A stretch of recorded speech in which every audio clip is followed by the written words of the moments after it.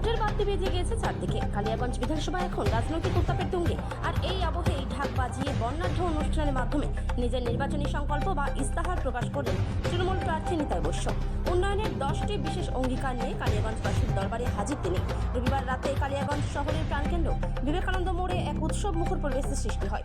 সাধারণত রাজনৈতিক কর্মসূচি মানে গুরুগম্ভীর বক্তৃতা, কিন্তু নিতাই বৈশ্যের ইস্তেহার প্রকাশ অনুষ্ঠানে দেখা গেল ভিন্ন মেজাজ।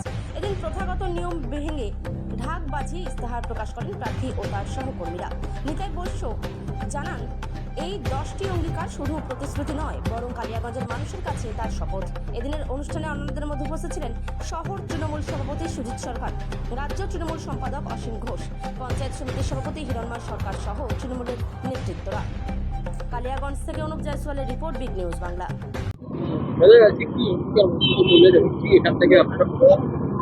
আমরা কালিয়াগঞ্জ বিধানসভা ক্ষেত্রের তৃণমূল কংগ্রেসের পক্ষ থেকে তথা মামাটি মানুষের সরকারের পক্ষ থেকে আগামী দিনের জন্য কালিয়াগঞ্জবাসী যদি আমাদের আশীর্বাদ করে, তাহলে তৃণমূল কংগ্রেসের পক্ষ থেকে আমাদের কমিটমেন্ট, আমাদের ওয়াদা, আমাদের অঙ্গীকার আমরা এখানে জনসমক্ষে প্রকাশ করলাম।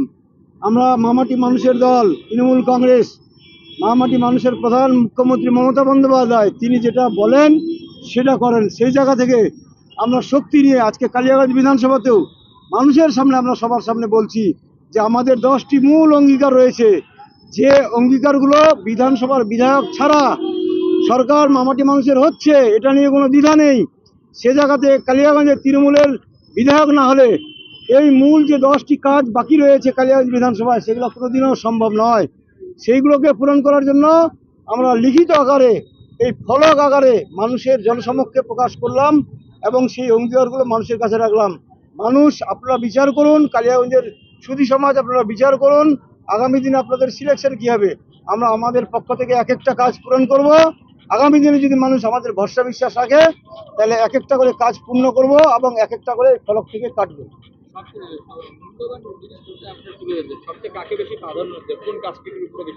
অবশ্যই মূলত মানুষ সবচেয়ে যেটা দরকার আমাদের কালিয়াগঞ্জের এখন, সেটা হচ্ছে হেলথ।